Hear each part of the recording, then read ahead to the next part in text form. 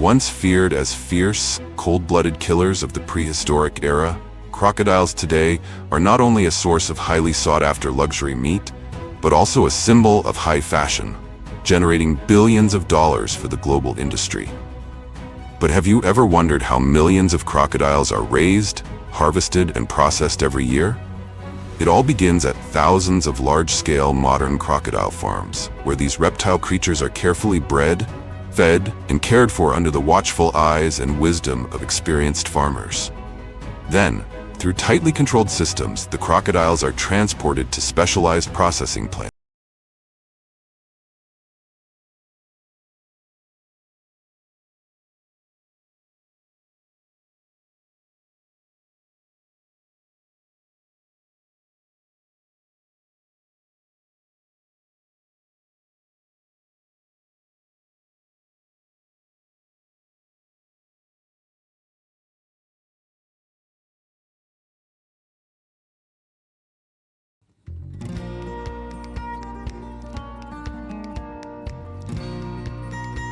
Modern crocodile farming today is truly a revolution, far beyond the crude methods that existed for centuries.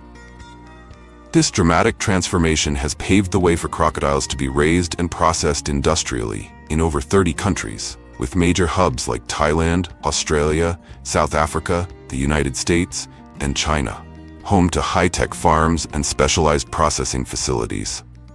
These farms can span up to 100,000 square meters, housing tens of thousands of crocodiles at various life stages, and they continue to expand. But what's the real reason crocodile meat and skin are in such high demand? With a lifespan of up to 50 years and a rare, time-enhanced sheen, crocodile leather has become the crown jewel of luxury fashion, featured in pieces like the $500,000 Hermes Himalaya Birkin and Louis Vuitton crocodile locket.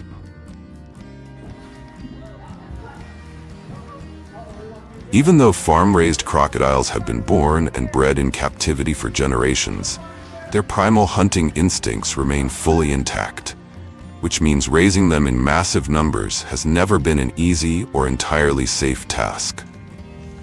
Despite being known as one of the most dangerous reptiles on the planet, a crocodile's life begins from something surprisingly humble. A small egg, not much different from that of a chicken. And it all starts with egg laying, a crucial and standardized step in every modern crocodile farming model. During the breeding season, which typically falls between April and August, depending on the region, mother crocodiles are moved to semi-wild or artificial ponds designed to mimic natural habitats and encourage nesting. Farmers prepare thick, soft, and dry layers of sand around the pond's edge to encourage females to dig nests and lay their eggs. At this stage, the mother crocodile will select a spot she deems safest and dig a nest, usually about 30 to 50 centimeters deep, in preparation for laying. Depending on the species, age, and level of care, each female can lay anywhere from 20 to 80 eggs per clutch. Because the mother crocodile becomes especially sensitive and defensive during this stage, farmers must collect the eggs swiftly and accurately, ensuring safety before she detects any intrusion and turns aggressive to protect her nest. Therefore, farmers typically try to separate the mother crocodile from the nesting area before beginning the egg collection process.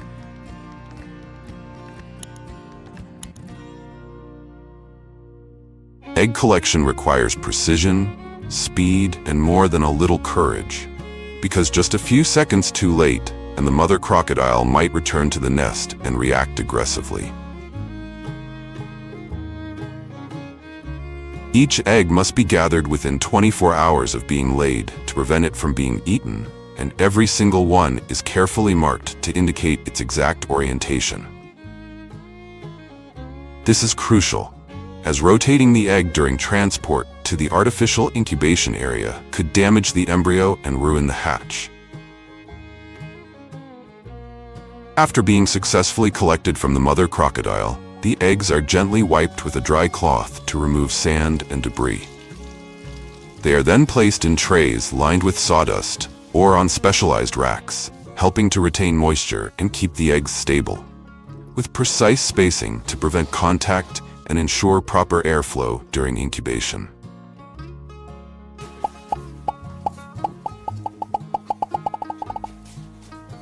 They are then placed into an automated incubation system within a climate-controlled environment, where humidity is maintained at 90–95% and the temperature is kept between 30 degrees Celsius and 33 degrees Celsius, creating ideal conditions to maximize hatch rates and ensure healthy embryo development. One fascinating fact is that the gender of baby crocodiles is not determined by chromosomes, as it is in many other animals, but entirely by the temperature during incubation. If the temperature exceeds 32 degrees Celsius, most of the hatchlings will be male. In contrast, temperatures below 30 degrees Celsius tend to produce mostly females. After approximately 75 to 90 days of incubation, the baby crocodiles begin to emit distinctive chirping sounds, signaling that the hatching process is officially underway. After hatching, baby crocodiles are transferred to separate nursery areas, typically smade ponds equipped with water circulation systems, temperature control, and overhead covers to maintain stable living conditions. In their early stages of life, the young crocs are fed small fish, chicken meat, or high-protein commercial feed to support bone and muscle development and strengthen their immune systems.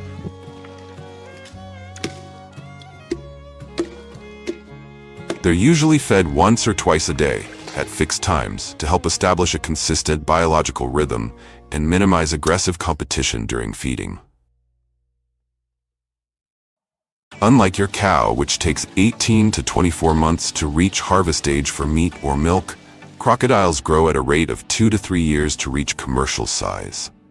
During the fattening stage, crocodiles are fed only 2 to 3 times per week compared to their earlier growth phase.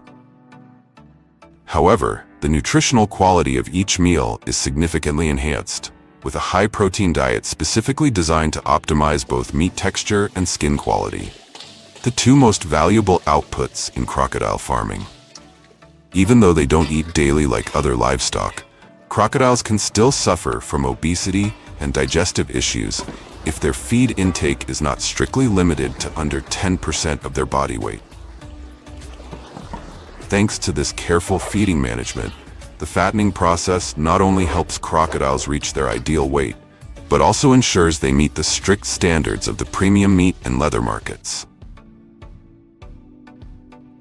After a long period of patience and meticulous care, the time finally comes for farmers to reap the fruits of their labor, when the fully grown crocodiles reach the ideal size for harvesting. At this stage, the crocodile is temporarily rendered unconscious for a few minutes using methods such as blunt force trauma to the skull, the pithing method, or remote stunning with electric prods or captive bolt guns. The goal is to make the animal lose consciousness before restraint and transport, reducing aggressive reactions, minimizing struggle, and preserving the quality of both meat and skin. However, as animal welfare becomes an increasingly important and regulated issue in the farming industry, electric stunning has become the more widely adopted method at many modern crocodile farms.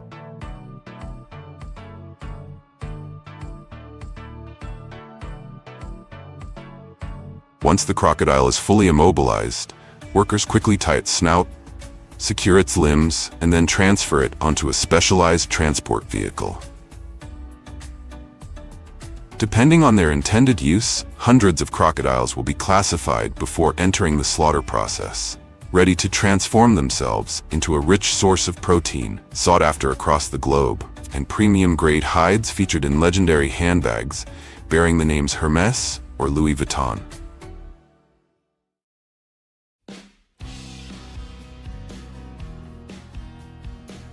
Immediately upon arrival at the processing facility, workers use a specialized sharp knife to sever the carotid artery, or the artery at the back of the neck, allowing the crocodile to quickly stop breathing and bleed out while still under the effects of electric stunning or sedatives. Immediately after bleeding and washing are completed, The crocodile carcass is transferred to the skinning area, a highly critical stage handled by skilled workers, as it involves the most economically valuable part of the animal. Unlike mink skinning, which is done from the hind legs to peel the entire hide along the back, crocodile farms typically use the belly cut method. This technique preserves the soft, wide, and evenly toned belly scales, the most desirable section for high-end fashion products. Using fine, ultra-sharp surgical knives, workers carefully cut along the belly and gently separate the skin from the muscle tissue, taking great care not to leave scratches or tears.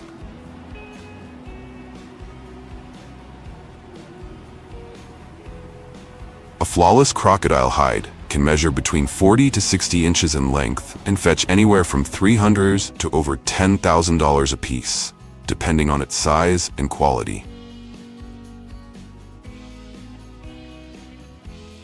Before entering the leather processing phase, the remaining crocodile carcass is moved to the meat butchering section. At this stage, the animal is securely positioned on a stainless steel cutting table, and skilled workers carefully separate the major muscle groups, including the tail, back, flanks, and neck, one section at a time.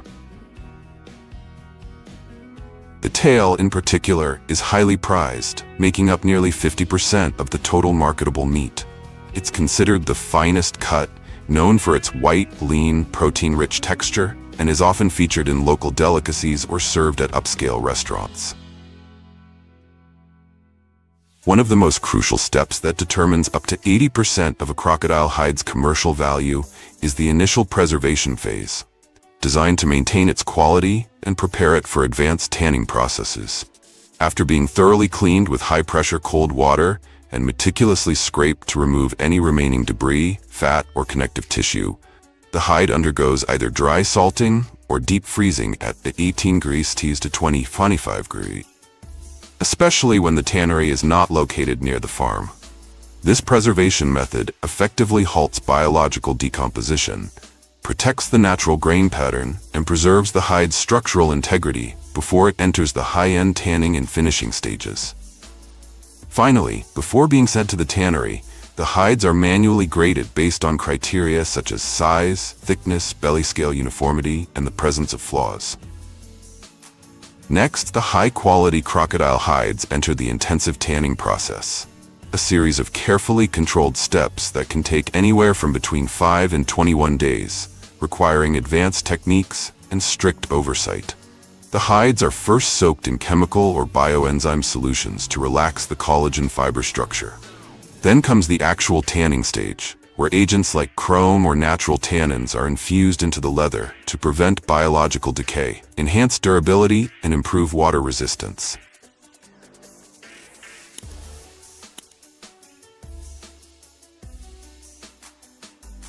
After the tanning process is complete, the crocodile hides move on to the shaving stage. With the aid of precision shaving machines, workers meticulously adjust each hide to a uniform thickness, typically between 0.8 and 1.2 millimeters, ensuring consistency across the entire surface.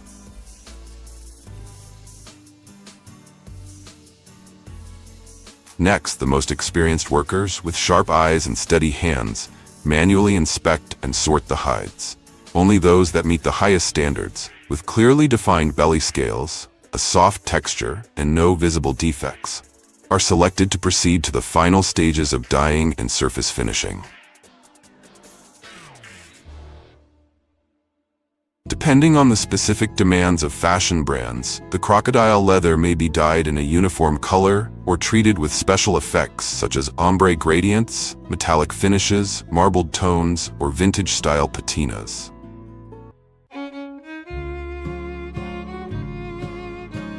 A fully grown buffalo may weigh only around 500 kilograms, but its ability to adapt far surpasses that of many other large livestock species. Buffaloes are especially drawn to water and mud, not just to cool off, but to protect their skin from harsh sunlight and biting insects. And interestingly, they even have their own personal assistant, the oxpecker, a small bird that perches on their back to remove parasites and alert them to danger. If India is the buffalo capital of the world with hundreds of millions roaming its fields each day, then Italy is where buffalo milk is turned into culinary gold. From street-side stalls in Mumbai to elegant appetizers in Naples, tens of thousands of tons of mozzarella di bufala are consumed each year, a soft, creamy cheese that's richer and more nutritious than its cow milk counterpart, packed with fat and protein, yet lower in cholesterol. Many still believe that beef is the true king of the table. But buffalo meat is quickly rising to fame for its higher iron content, lower fat levels, and compatibility with modern, health-conscious diets. From muddy fields to five-star restaurants, from plowing soil to topping gourmet dishes, the buffalo has quietly crossed every layer of society. And strangely enough, it's never needed to say a word to prove its worth. Female buffaloes typically give birth once a year, with a gestation period lasting around 10 to 11 months. They usually calve in the spring or early summer, when food is abundant and the weather is favorable, conditions that help ensure the health of both the mother and the newborn calf. After about 6 months, buffalo calves are separated from their mothers and moved to individual pens.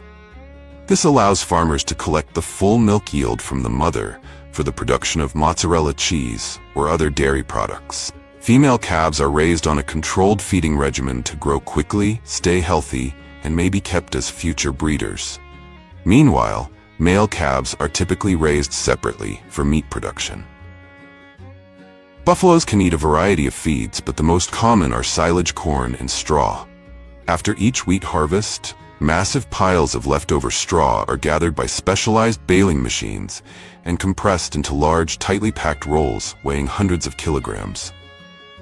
The straw bales are then loaded onto trucks and transported back to the farm by tractor, where they are tightly wrapped in long plastic tubes for preservation. Hundreds of bales are lined up in front of the barns, ready to serve as a crucial feed reserve for the buffaloes during winter or extended dry seasons. At feeding time, the straw is loaded into a high-capacity feed mixer combined with bran, grains, minerals, and other supplements. The result is a perfectly blended mix, easier to digest, rich in nutrients, and designed to fuel growth, strength, and the rich milk used to make premium mozzarella. An adult buffalo consumes around 8 to 15 kilograms of feed per day and spends up to 6 to 8 hours just ruminating. So if you ever see a buffalo constantly chewing with that slow, thoughtful look, don't be surprised. It's just enjoying a second round of the same meal, straight from its own stomach. And after hours of chewing and re-chewing their meals, what do you think buffaloes do next? That's right, they go for a bath. Bathing is usually scheduled around 9 a.m. or 3 p.m. when the sun is less intense. The moment the barn doors open, the herd rushes toward the pond almost instinctively. They plunge, splash, and soak, not just to cool off, but to relax their muscles after long hours of pulling or ruminating. A buffalo's body temperature ranges from 38 to 39 degrees Celsius, higher than most livestock. That helps with metabolism, but also makes them highly sensitive to heat and prone to heat stress. For buffaloes, daily bathing isn't about staying clean, it's about staying healthy. Once they've eaten their fill and cooled down, buffaloes also get a massage. Automatic rotating brushes are installed right inside the barn, gently spinning when the buffalo rubs against them. They help clean the coat, reduce stress, and stimulate blood circulation. Every stage of care, from feeding to bathing, leads to one goal: milk collection. A female buffalo typically begins producing milk 8 to 10 months after giving birth. Before milking, the udder is thoroughly cleaned with warm water and sterilized cloths to remove dirt and bacteria. Next, an automatic milking machine is attached, simulating the natural rhythm of a calf's suckling. The suction is carefully calibrated to extract milk efficiently while protecting the udder, preventing inflammation or injury, a common cause of reduced milk yield. On average, a buffalo can produce 4 to 6 liters per session. Modern farms can milk dozens of animals at once, smoothly, cleanly, and without bottlenecks. The milk then flows through a sealed stainless steel pipe system and into a cooling tank at 4 degrees Celsius. marking the beginning of its journey into smooth, creamy slices of mozzarella.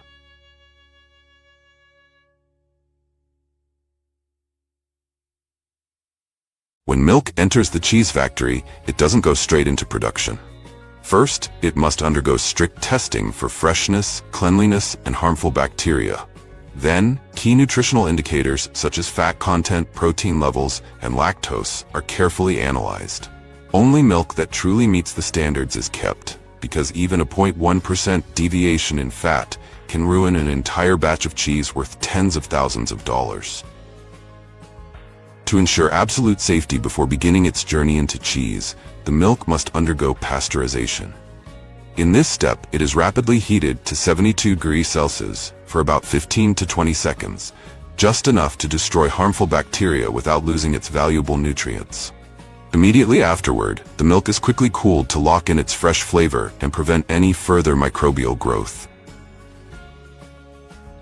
After pasteurization, buffalo milk is transferred into large stainless steel vats, where it enters a crucial stage, coagulation.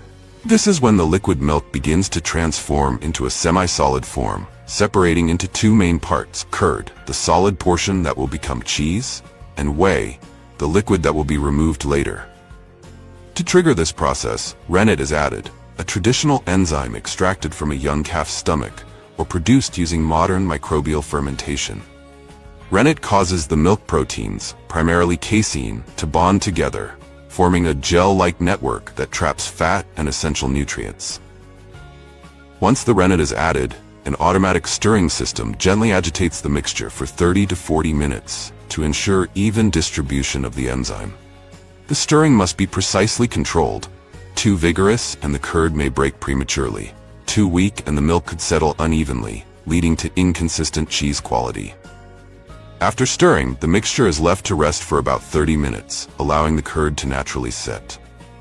Once the curd has formed, slow-moving wire blades begin to cut it into small, uniform pieces about the size of corn kernels. Cutting increases the surface area, allowing whey to separate more easily. Immediately after cutting, whey starts to rise to the surface. The mixture is then gently heated to around 38 to 42 degrees Celsius, helping the curds contract and release more whey. This step plays a key role in shaping the final texture, moisture level, and even the flavor of the cheese.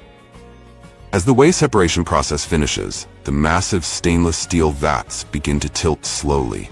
From with soft, elastic masses of curd slide down the chute, like slabs of condensed milk being released from a giant metallic mold. This is the curd, the concentrated essence of hundreds of liters of fresh buffalo milk. These ivory white curds are still warm, delicate, and fragile.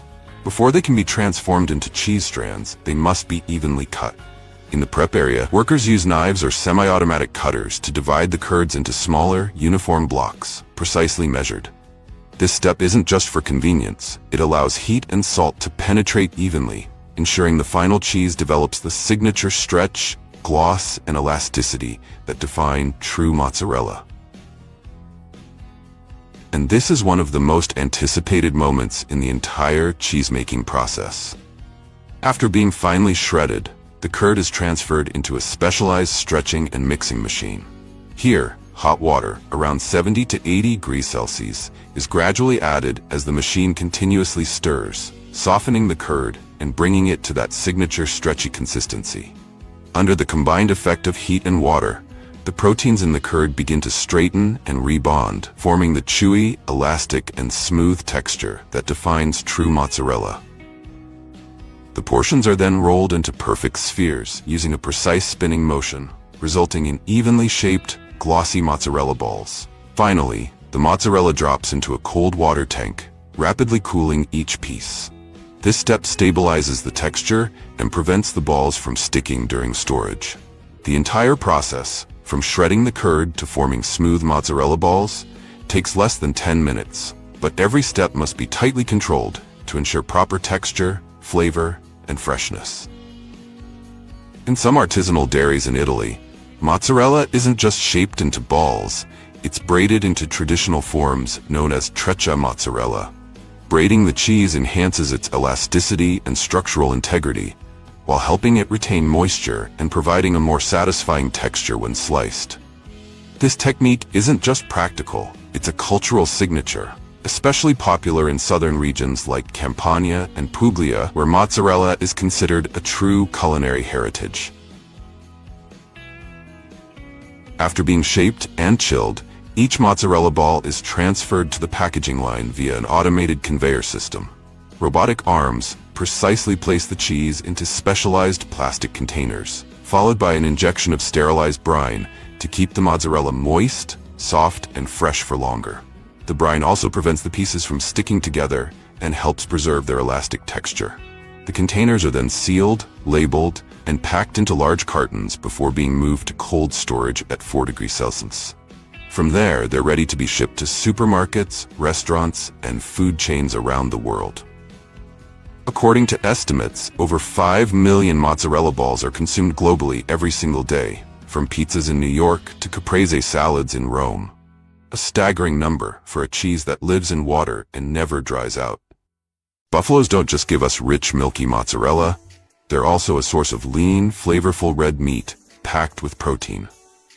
Now let's follow their next journey as they enter the advanced processing lines of modern meat factories. After a long journey from the farm to the factory, buffaloes are first brought into a resting area to stabilize their condition. This short break helps reduce transportation stress and ensures the meat retains optimal quality. Next, trained staff conduct a health check on each animal, measuring body temperature, monitoring heart rate, and recording physiological data. Only buffaloes that meet strict health standards proceed to the specialized processing line. Some large-scale facilities can handle up to 1,000 buffaloes per day, using automated systems designed to ensure hygiene, safety, and animal welfare. India alone supplies 20% of all buffalo meat traded globally, making it the world's largest exporter. That means 1 in every 5 buffalo steaks on the global market likely started its journey in the Indian subcontinent. The processed carcasses are then moved onto conveyor belts, where precision cutting systems divide the dense, lean buffalo meat into standard sections. Unnecessary parts like hide, fat, or internal organs are removed during this stage. Clean meat is then trimmed into specific sizes, large cuts for restaurants or thin slices for retail. The cuts are quickly sent to freezing chambers maintained at 18 degrees Celsius for 72 hours, preserving freshness and extending shelf life. Once they meet temperature and time requirements, the portions are vacuum sealed, labeled, and packed into insulated boxes. From there, these fresh red cuts are ready to be shipped to supermarkets, commercial kitchens, and dining tables around the world. If you enjoyed this video, don't forget to like, share, and subscribe to the channel. Now let's dive into the next chapter of our journey, where more fascinating surprises await just ahead.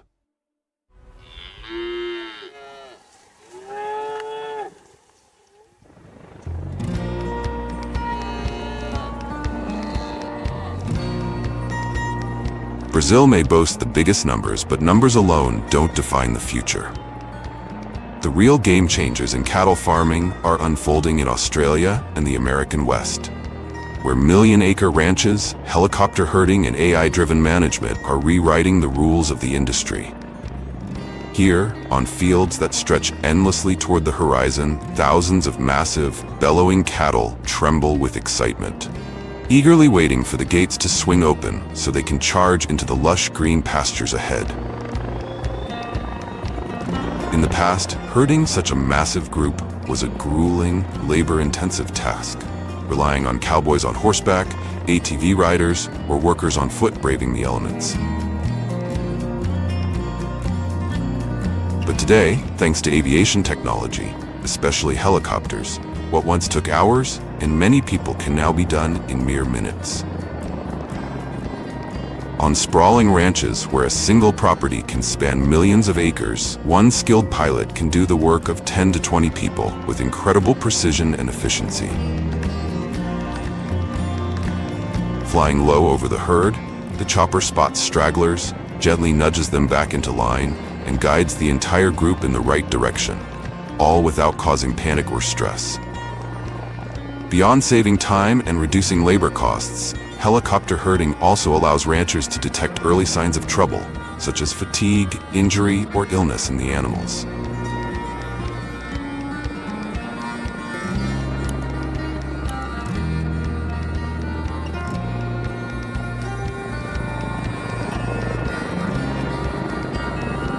Helicopters aren't just used to monitor and manage cattle from above. In some cases, they're also used to transport them. This method is especially helpful in rugged terrains or when there's an urgent need to move a small to medium number of cattle quickly. Beyond its flexibility, helicopter transport also helps reduce stress on the animals, compared to ground transport that could take several hours or even days. Some lucky cows even get the honor of taking flight by helicopter, landing on carefully selected pastures, areas with fresh grass, clean water, favorable climate, and modern livestock infrastructure. Today, herding cattle by helicopter has become a powerful symbol of modern agriculture, where humans no longer chase livestock from behind, but guide them gracefully from the skies. But feeding these giant herds is just as crucial as moving them. Let's head to the fields where it all begins, with the harvest.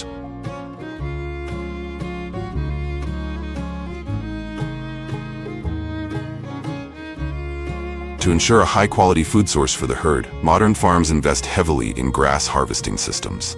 Today, high-powered mowers are used to cut quickly, cleanly, and evenly across vast fields.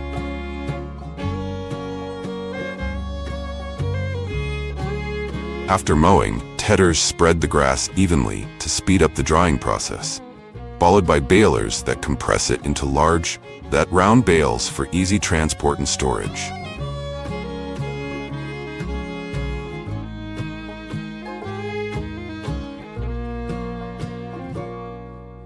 For grass destined for silage, specialized harvesters chop it into smaller pieces and load it directly into transport trucks, ready for fermentation.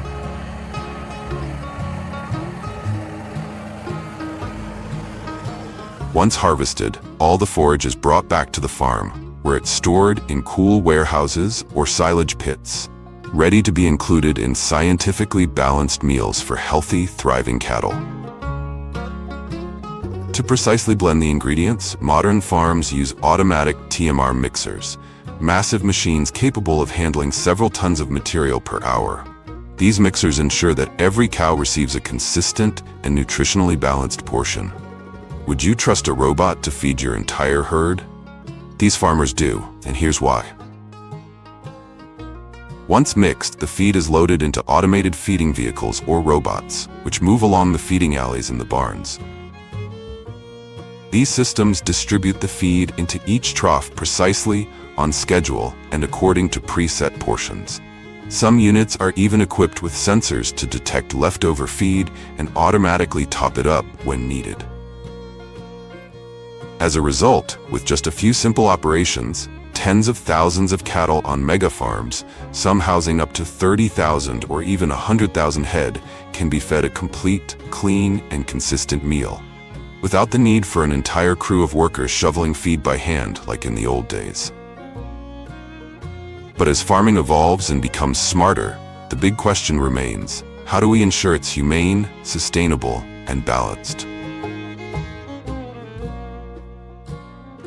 A well-fed cow is a happy cow, but living in a clean, comfy barn?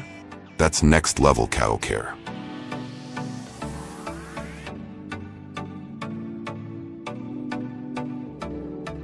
One of the most commonly used tools is the automated manure scraper, which operates on a preset schedule. Cattle farming has long been under fire for its environmental impact, especially when it comes to cows and their fame, toots. Sounds funny, but each cow can fart out up to 100 kilograms of methane per year, and that amount of gas is equal to driving a car over 14,000 kilometers. But today, many farms are testing methane-reducing feed additives, waste-to-energy systems, and even carbon offset initiatives to build a more sustainable future for beef. When the cows reach their optimal age, they begin their final journey from the farm to the food processing facility. Before transportation, each animal undergoes a final health check to ensure no individual is sick or injured. At the gathering point, farmers carefully spread a thick layer of sawdust or dry straw on the loading area floor. A small step, but one that makes a big difference in comfort throughout the journey. Next, the cattle are calmly guided through a narrow, curved chute with side barriers. This curved design mimics a natural path, avoids sharp corners that might cause panic, and helps the animals move in order without crowding or turning back, minimizing stress before boarding the truck. At the end of the chute, specialized livestock transport trucks await. Inside, these vehicles are equipped with strong ventilation systems, soft lighting, anti-slip flooring, and even automatic water dispensers for long journeys. All of these measures serve one purpose: to ensure that every happy cow is transported in the safest, cleanest, and most comfortable way possible, from open pasture to their final destination. Separating enough surface area to feed it into the automatic hide pulling machine. Once the machine is activated, a rotating drum gradually pulls the entire hide away from the carcass, cleanly and evenly, without damaging the valuable meat underneath. The removed hide is then transferred to a separate processing area, where it is cleaned, preserved, and transformed into high-value leather goods, such as shoes, handbags, or furniture upholstery. Curious about how a smelly, raw hide turns into luxury leather for shoes and bags? If you want the full behind-the-scenes story, the weird, the messy, the fascinating, let me know in the comments, and I'll make it happen in the next video. Next, the carcass moves to the organ removal stage, a critical step in the modern slaughtering process. Have you ever tried eating organ meat before? Share your experience in the comments below. We'd love to hear your thoughts.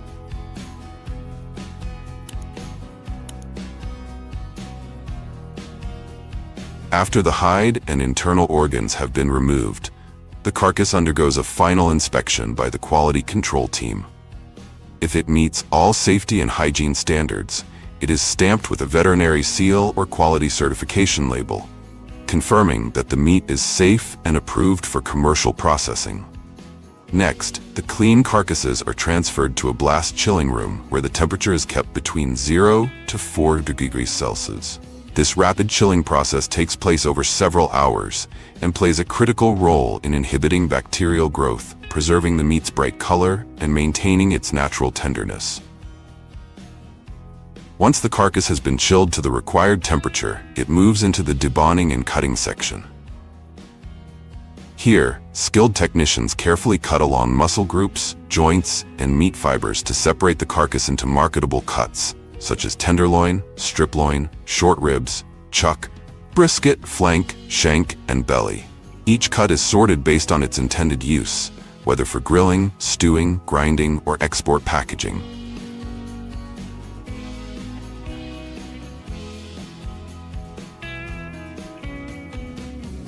Every piece is precisely weighed, labeled with a barcode for traceability, and passed on to the packaging department. Some portions are minced, pre-seasoned, or thinly sliced, then vacuum sealed and packaged, ready for distribution to supermarkets, restaurants, or export markets. From humble beginnings on the farm to precise processing on the factory floor, each cut of beef is prepared with care and purpose, ready to become a sizzling steak, a hearty stew, or a signature dish served at dinner tables around the world.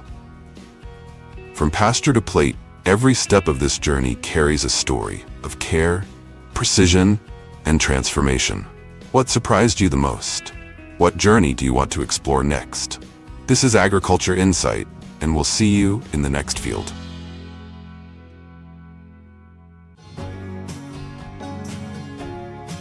As they enter the laying phase, each hen quietly leaves behind her daily gift in specially designed nesting areas. Thanks to an automatic egg collection system, as soon as the egg drops onto the soft tray below, it is gently transferred onto a conveyor belt.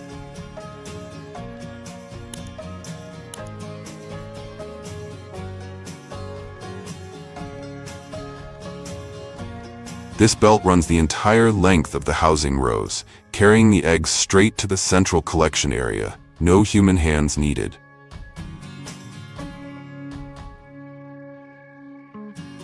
On average, a hen lays at a super speed rate of about 1 egg every 26 hours.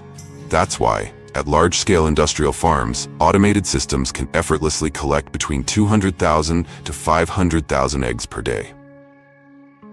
Still having trouble picturing that? Well, imagine trying to eat them all. It would take you over 1,300 years to finish, assuming you lived as long as a mythical turtle. From there, the eggs are temporarily stored under ideal temperature and humidity conditions before making their way into the processing facilities.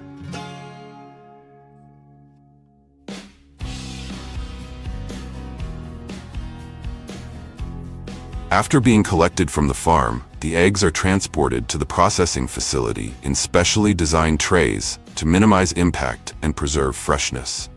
The first step is input inspection. At this stage, the eggs pass through a candling system using LED lights or image sensing technology to detect defects such as cracks, foreign materials, thin shells, or fertilized embryos.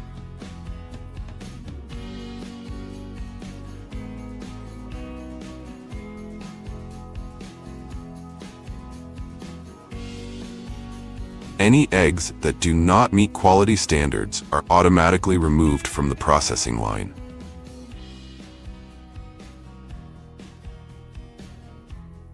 Next, you would be breaking the law in the United States if the eggs didn't go through the washing section. A warm water spray, combined with a mild sanitizing solution, helps remove dirt, feathers, and any bacteria that may be clinging to the eggshells. However, in Europe, eggs are not washed. This is because the natural protective layer on the eggshell, called the cuticle, is preserved to prevent bacteria, such as salmonella, from entering the egg. Washing is believed to remove this barrier. So instead, European regulations focus on keeping the entire production process clean, rather than cleaning the eggs afterward. Whether the eggs are washed or not, they are then sorted by weight and size. An automated weighing system determines the weight of each egg and assigns it to a standard category, S, M, L, or XL. This process ensures consistency across every carton of eggs sold on the market.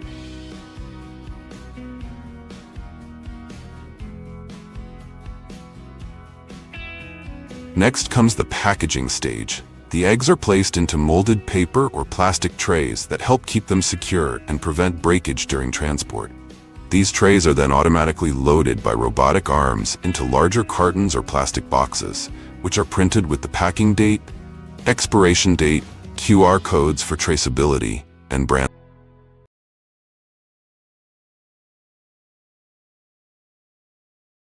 Depending on its intended use. Last, each hide undergoes a final inspection, is sorted, and carefully packaged before being shipped to world-renowned fashion houses like Hermes, Louis Vuitton, Gucci, or Prada, where it will be transformed into iconic fashion masterpieces, each worth hundreds of thousands of dollars.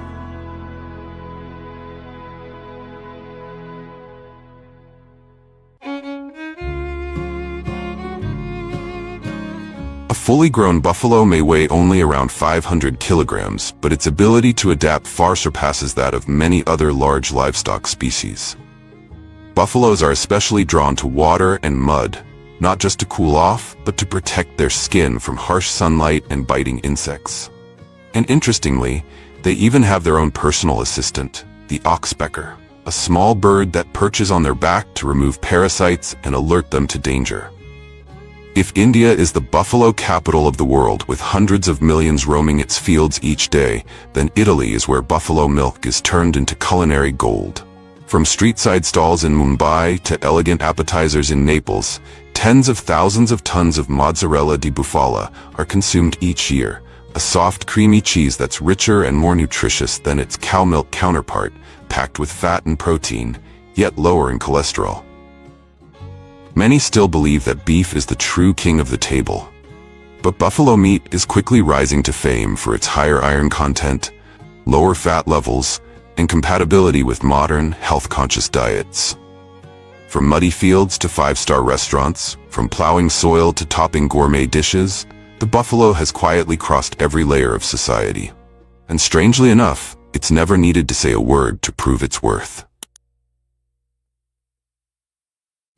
Female buffaloes typically give birth once a year, with a gestation period lasting around 10 to 11 months. They usually calve in the spring or early summer, when food is abundant and the weather is favorable, conditions that help ensure the health of both the mother and the newborn calf. After about 6 months, buffalo calves are separated from their mothers and moved to individual pens. This allows farmers to collect the full milk yield from the mother for the production of mozzarella cheese or other dairy products. Female calves are raised on a controlled feeding regimen to grow quickly, stay healthy, and may be kept as future breeders. Meanwhile, male calves are typically raised separately for meat production. Buffaloes can eat a variety of feeds, but the most common are silage corn and straw. After each wheat harvest, massive piles of leftover straw are gathered by specialized baling machines and compressed into large, tightly packed rolls weighing hundreds of kilograms. The straw bales are then loaded onto trucks and transported back to the farm by tractor, where they are tightly wrapped in long plastic tubes for preservation. Hundreds of bales are lined up in front of the barns, ready to serve as a crucial feed reserve for the buffaloes during winter or extended dry seasons. At feeding time, the straw is loaded into a high-capacity feed mixer combined with bran, grains, minerals, and other supplements. The result is a perfectly blended mix, easier to digest, rich in nutrients, and designed to fuel growth, strength, and the rich milk used to make premium mozzarella. An adult buffalo consumes around 8 to 15 kilograms of feed per day and spends up to 6 to 8 hours just ruminating. So if you ever see a buffalo constantly chewing with that slow, thoughtful look, don't be surprised. It's just enjoying a second round of the same meal, straight from its own stomach.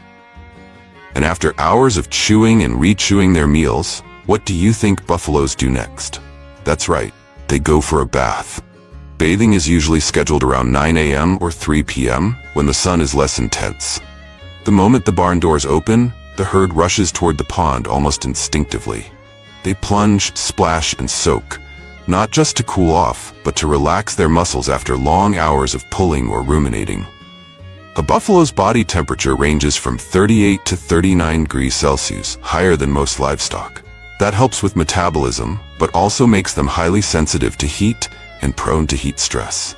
For buffaloes, daily bathing isn't about staying clean, it's about staying healthy. Once they've eaten their fill and cooled down, buffaloes also get a massage. Automatic rotating brushes are installed right inside the barn, gently spinning when the buffalo rubs against them. They help clean the coat, reduce stress, and stimulate blood circulation. Every stage of care, from feeding to bathing, leads to one goal: milk collection. A female buffalo typically begins producing milk 8 to 10 months after giving birth.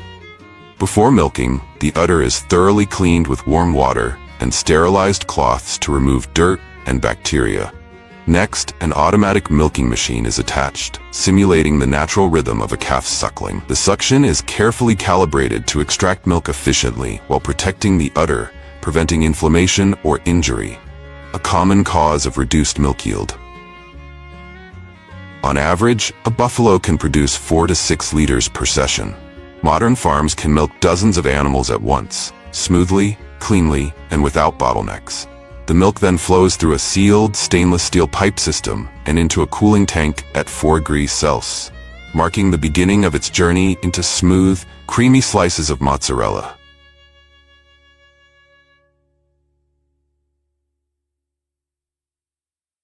When milk enters the cheese factory, it doesn't go straight into production. First, it must undergo strict testing for freshness, cleanliness, and harmful bacteria. Then, key nutritional indicators such as fat content, protein levels, and lactose are carefully analyzed. Only milk that truly meets the standards is kept, because even a 0.1% deviation in fat can ruin an entire batch of cheese worth tens of thousands of dollars. To ensure absolute safety before beginning its journey into cheese, the milk must undergo pasteurization. In this step, it is rapidly heated to 72 degrees Celsius for about 15 to 20 seconds, just enough to destroy harmful bacteria without losing its valuable nutrients. Immediately afterward, the milk is quickly cooled to lock in its fresh flavor and prevent any further microbial growth. After pasteurization, buffalo milk is transferred into large stainless steel vats, where it enters a crucial stage, coagulation. This is when the liquid milk begins to transform into a semi-solid form, separating into two main parts: curd, the solid portion that will become cheese, and whey, the liquid that will be removed later. To trigger this process, rennet is added, a traditional enzyme extracted from a young calf's stomach, or produced using